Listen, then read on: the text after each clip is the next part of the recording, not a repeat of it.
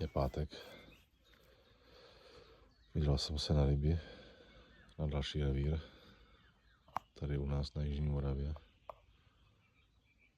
Takový krásný.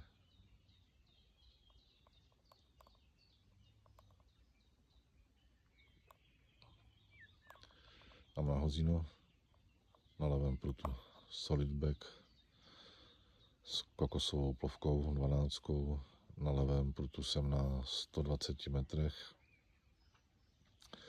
A zase zkouším od šákulu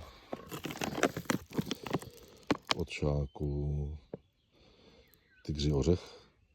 Krásně se to rozpouští v teplé vodě, už to mám vyzkoušený. Je to na takový 3-4 hodinový chytání, takže rychlá chytačka.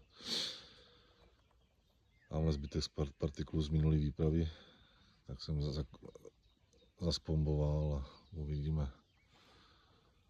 Jsem zhruba v těchto místech.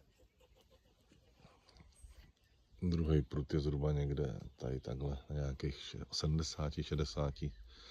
Tak uvidíme, co se stane.